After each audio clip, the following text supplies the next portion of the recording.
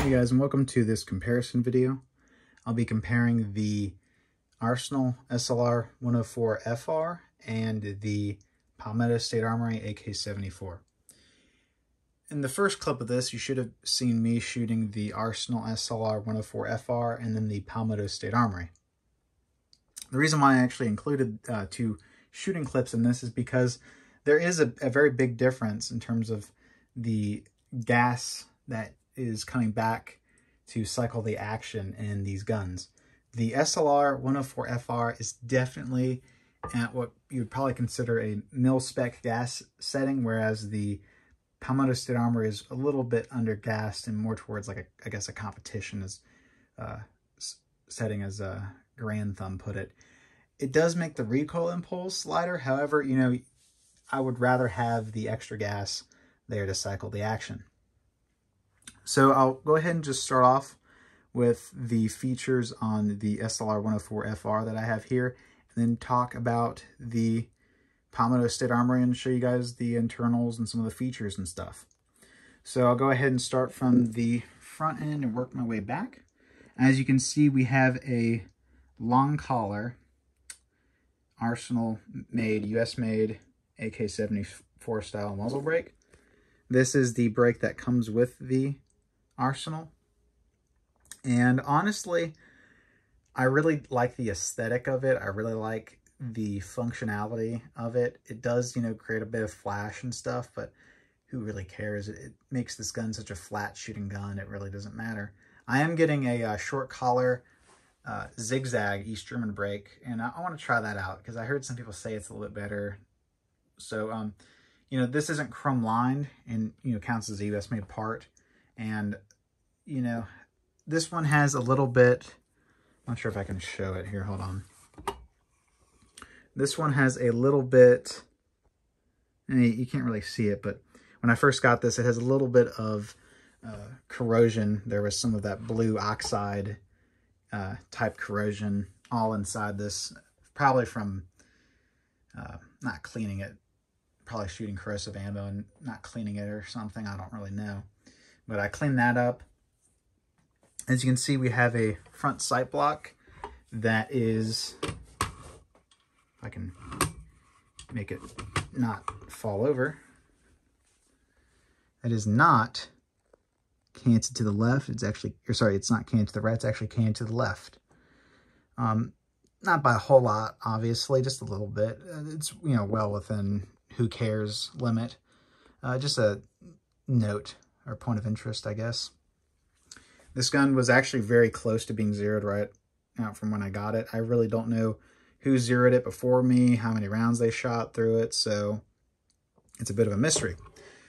Moving back, we have both bayonet and accessory lug, and we have a cleaning rod, and we also have a cold hammer forged chrome lined Arsenal barrel made on Steyr machinery. You know, a lot of people really kind of ramp up the Steyr machinery aspect. You know, it's a good barrel. It's not a crappy barrel by any means, and these barrels usually go for a lot of money online. But, you know, it's not like some competition crazy, you know, made by the best gunsmith in the world.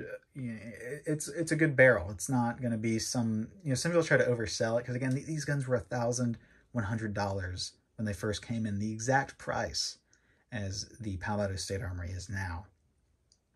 So that obviously says that although you're looking at paying probably $3,000, $4,000 for these today online, it isn't a $3,000, $4,000 gun, and you shouldn't expect, you know, like Scar H quality or, you know, some crazy superb quality.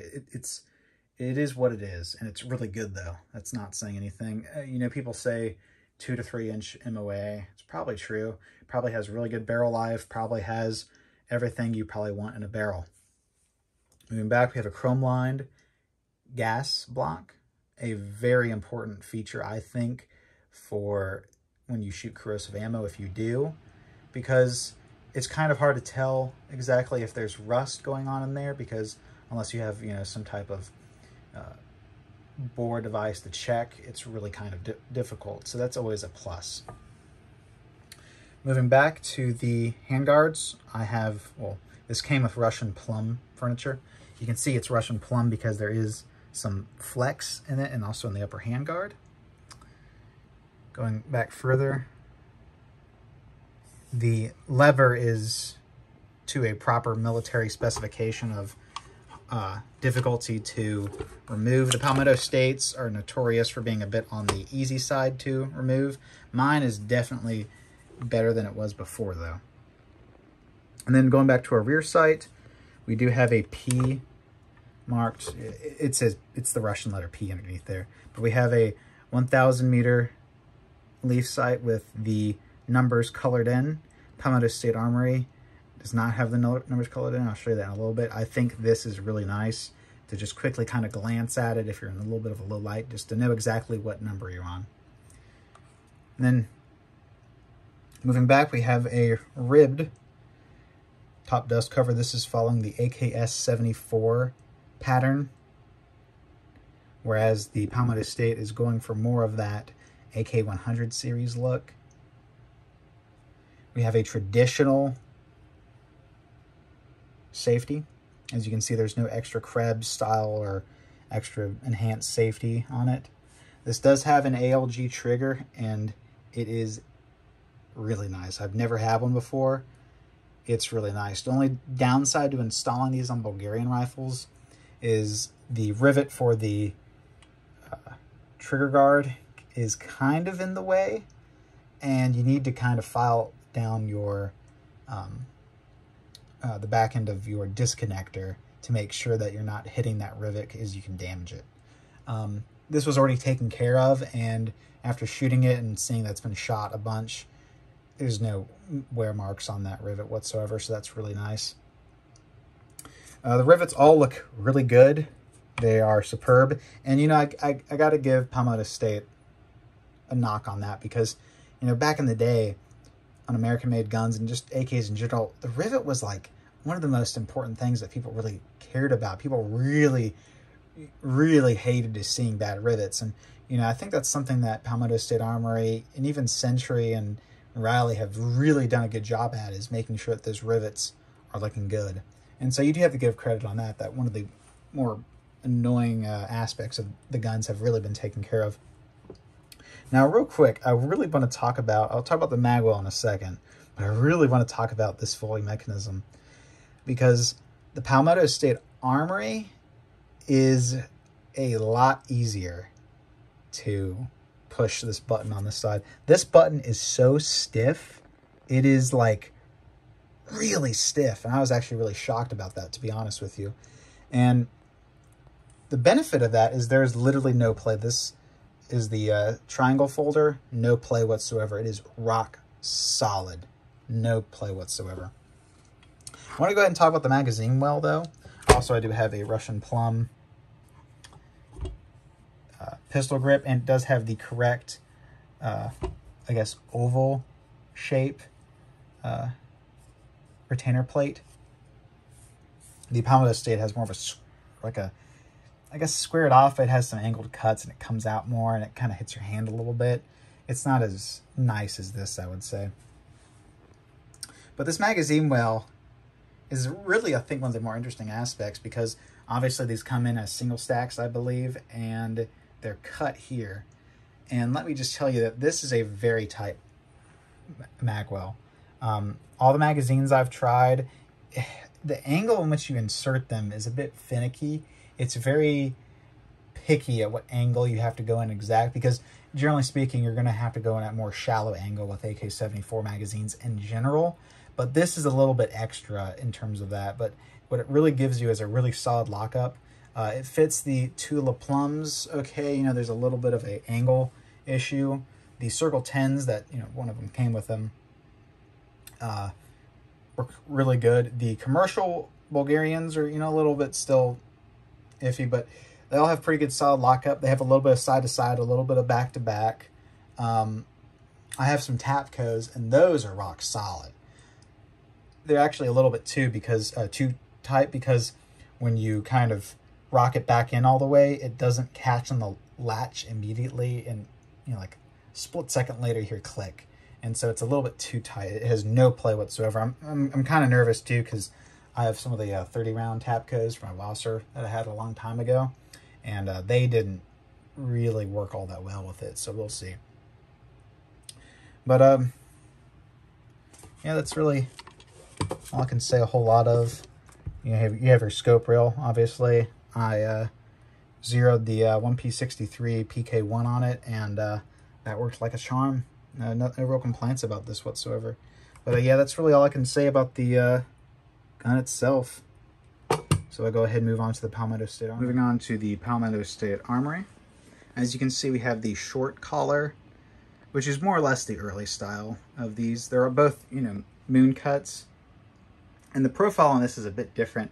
On the Arsenal, the moon cut area actually comes out further than this. This is flush. Effectively, I don't really notice a difference. Again, though, the recoil in terms of the gas is obvious. That it's hard to tell how effective the muzzle brake really makes a huge difference. I assume it's just mostly just gas, really. But with that being said, just go ahead and move on to your rear post. As you can see, this thing is pretty much dead center. However, I have it very low, and that was the only downside I really felt. You know, I might have maybe screwed up zeroing it. I don't really think so, but it's a possibility. However, I'm very happy that it's in line and that the rear sight issue was taken care of. You have a bayonet lug, accessory lug. Doesn't come with a cleaning rod. I added an Arsenal cleaning rod to it because I can't stand how it looks without it. You have a nitride, I assume probably buttoned rifling barrel. Some people have done some accuracy tests with it. Not a whole lot of people, but few, and it seems to be about average. I didn't really have any complaints with it. But again, you know, having that cold hammer forged chrome lining does definitely make you feel better, and it will definitely, in the long run, mean that your gun lasts longer. And if it's really what you really can't live without, then it's probably better to spend the extra money to satisfy that inner part of yourself. No chrome lined gas block, but that's not a huge deal if you're not shooting corrosive ammo. The handguards are obviously a US made plum look. They're not very similar to it. They have more of a purplish, I guess, look than the Arsenal. The Arsenal has more of a, what I guess they would really call plum. This is more of like a purple, I would say. You know, it's subjective nerd color talk. But as you can see, the rear sight, if I can get to focus, has the P battle setting as well, and goes out to 1,000 meters, and clearly it is not colored in, so it can be a little bit tricky to distinguish, as I said earlier. Moving back to the dust cover, you can see it doesn't have a rib dust cover. It has a thick stamped, or, well, obviously stamped, but it's more thicker, heavier gauge. And this does have a little bit of play. You can hear that.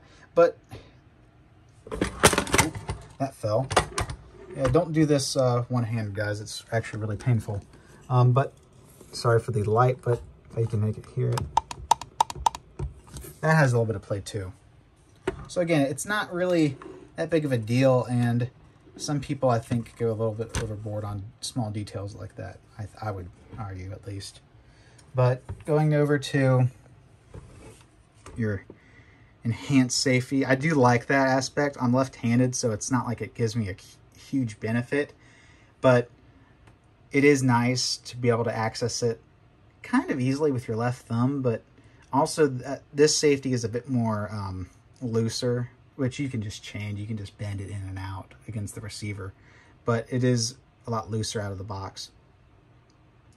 And then you obviously have your folding stock, but it's not matching the similar style that you have on the Arsenal. It's a very different look. The trigger is just the standard Palmetto State Armor trigger. It's a pretty decent trigger. It kind of reminds me of the G2, Tapco G2 triggers, but it's not like a crazy thing. One thing I really want to talk about, though, is I heard a lot of people complain about this, and on my first version of this Palmetto State, it was definitely tighter than this. But this stock, if I can get to, I don't know if you can hear that. Oh, sorry, didn't mean to do that. I feel like scared someone. But yeah, it has a little bit of play in it. It's hard to really, there's just a tad bit of play in it, and it might bother some people, but what that really gives you a huge benefit of is this button is so much easier to press in. It takes almost no effort to press it in. That is a behemoth to press in, let me tell you. But again, I think that has something to do with how tight they made the mechanism, and it's kind of a give and take of, would you rather have the button easier to press or have it harder but more steady? Personally, I think I'll just go with the Arsenal's more steady, because I like a sturdier stock, and I don't really fold these things all that often. Obviously, you have a scope rail, and this is actually how I figured out this was a brand new gun, because originally I had shown you guys all the different parts I thought that they had replaced, and I instantly knew that this was a new gun the moment I put on my 1P63 on it, because it was perfectly zeroed to my original one of these, and the mechanism to tighten it was perfectly, tightened. It was very steady on this, no movement whatsoever. I put on the new one, and there is a bit of forward and backward play.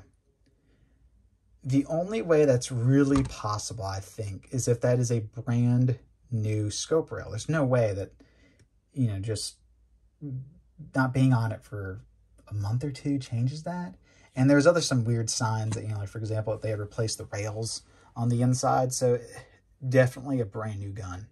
Definitely a brand new gun. There's no way around it. Like I said, rivets look good. No real complaints. Sorry about that loud noise. Didn't mean to do that. Yeah, I mean, finish looks okay. What I will say, though, is that obviously you're getting a AKM style bolt handle and bolt catch, whereas in the Arsenal you're getting proper AK-74 style components on it. But one thing that I think is very different is when you go ahead and rack the bolts on these. This has a lot of hang up in the back because of that trigger, and you can really feel it. It really wants to stick in the back. The Arsenal kind of sticks when you get it all the way in the back. It wants to hang just a tad bit, and you can find a place where it will just completely stick and stay open.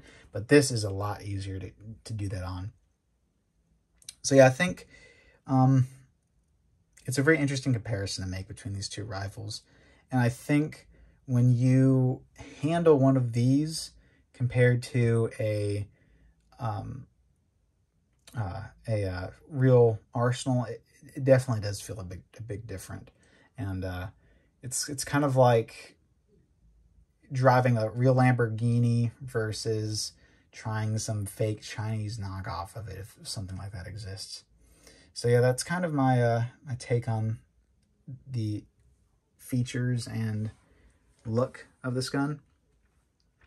Also, I want to say that the original handguards and furniture that the Arsenal comes with, it's obviously the black version of this, and people say that they're very similar, and they are very similar. But I will say that the polymer used for the Arsenal handguards feel a little bit better quality.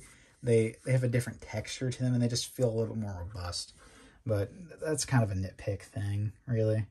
Also, gas tubes on both are rock solid. That's another thing I saw Misha Ko, for example, say that he had issues with. So yeah, that's really all I can really talk about. Something else that just came to mind is I don't think on the Arsenal that you get the full auto trip on the bolt carrier or whatever it's called, and then you also don't get your extra Y stamp on the Arsenal, whereas Palmetto State Armory does. But that's really not a huge deal. Like I said, rivets look good on both of these, and so yeah, I'll go ahead and move on to the internals. So here is the internal and dust cover components.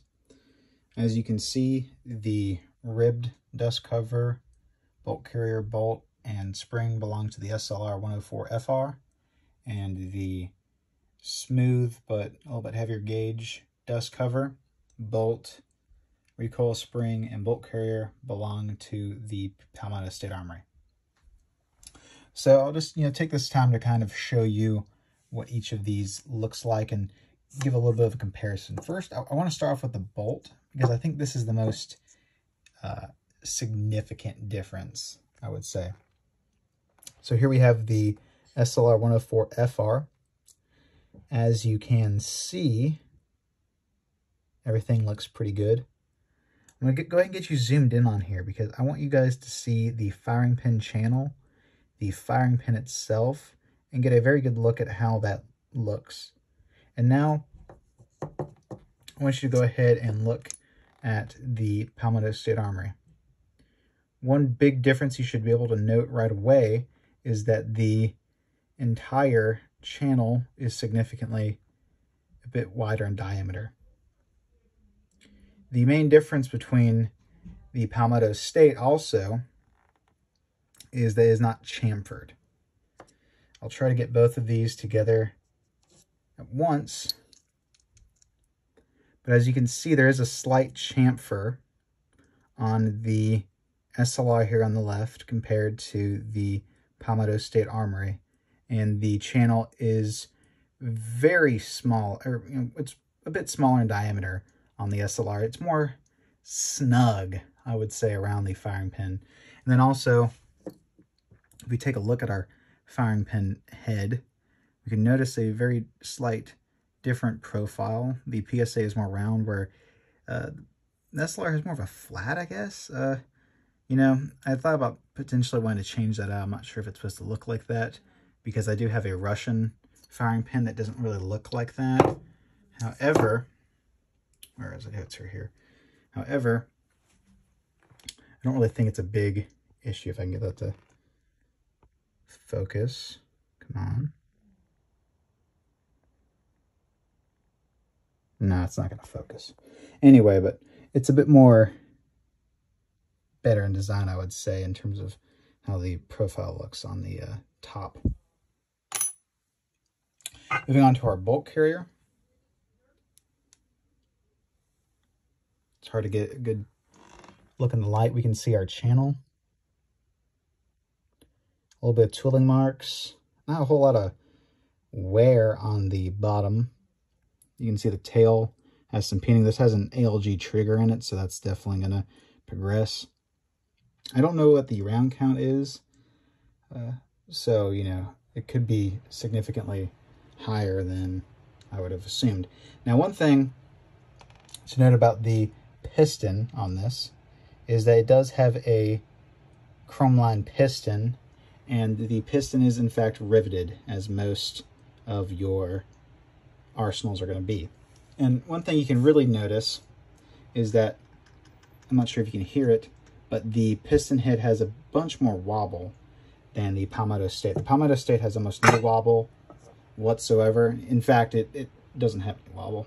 This is a stainless steel piston and very closely matches the profile of the arsenal.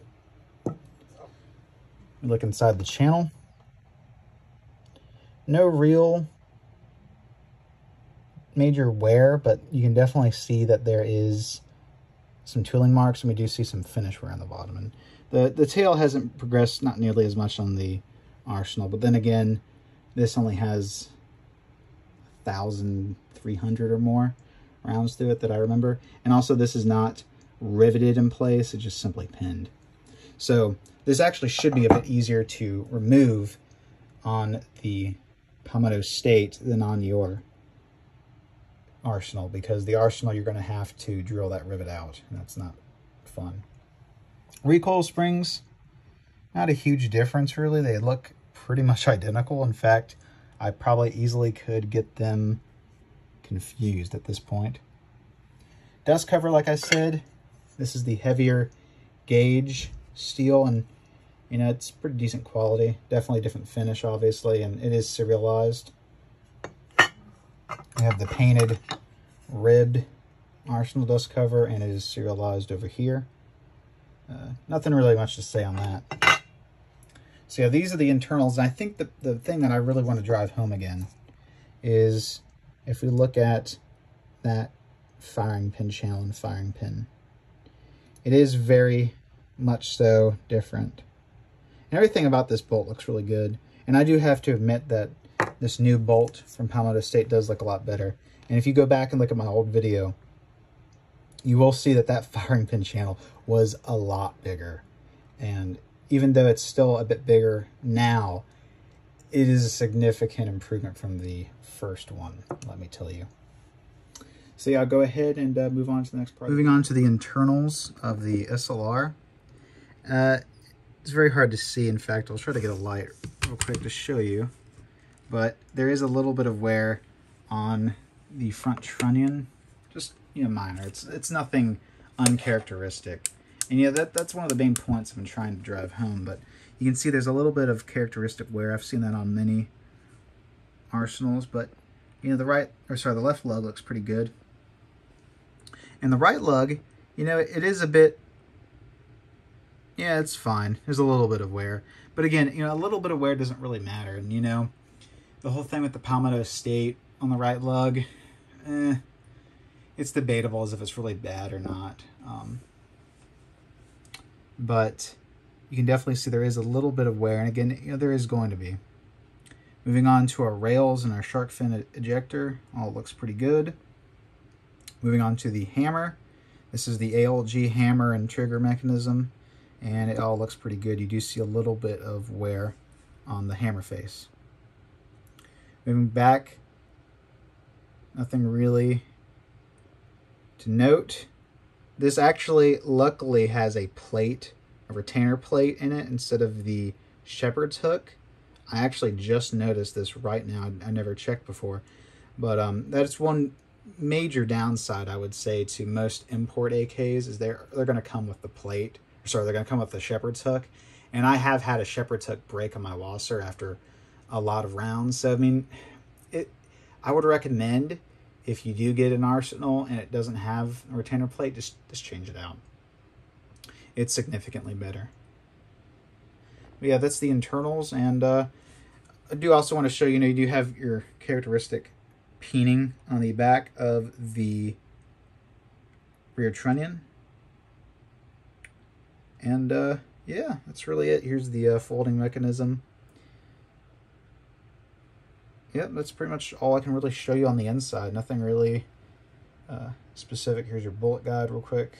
Nothing major, different, weird. Moving on to the Palmetto State. As you can see, the front trunnion has that characteristic wear right there. And obviously we have a nitrided non-coal hammer forged non-chrome line barrel in here. And looking at our right lug, it's very hard to see, sorry about that. We do have the kind of characteristic wear. You know, again, it's actually pretty similar, I would say, on both in terms of what we do see. Going down our rails and our shark fin ejector, we see nothing really major. Again, this rifle is literally brand new, so I wouldn't expect anything weird. I have 150 rounds. The trigger also seems to appear new because, again, there's like no wear on that trigger. This obviously has the plate, and it looks pretty good in the back. Here's our folding mechanism. And as you can see, really no wear on the back end of that front trunnion from the bolt carrier hitting it. And again, as I said before, that ties into the gassing on these rifles. The Arsenal has definitely more gas coming back. Not a crazy, you know, like you know, AK-47 or, you know, any 7.62 AK different, but you can definitely tell that there is more gas coming back. Yeah, there's not really much to talk about. Oh, and I guess I should just go ahead and just say there is no markings on the barrel face anymore. I checked, wiped it down, and didn't really see anything. So that's all good. Looking at our, I'm going to go ahead and show you the bullet guide. You can see the bullet guide rivet is a little bit more popping out on the Arsenal, but that's nothing really major. So yeah, that's really all I can really show you on the inside of these rifles. All right, so after showing you guys both of these guns and just kind of talking about them, I want to go ahead and show you something that I think is interesting because it relates to the firing pin I showed you. So here we have, let me get to focus. On the left one here, we have the Arsenal. And then on the right here, we have a case fired by the Palmetto State Armory. And you can see that the firing pin difference here.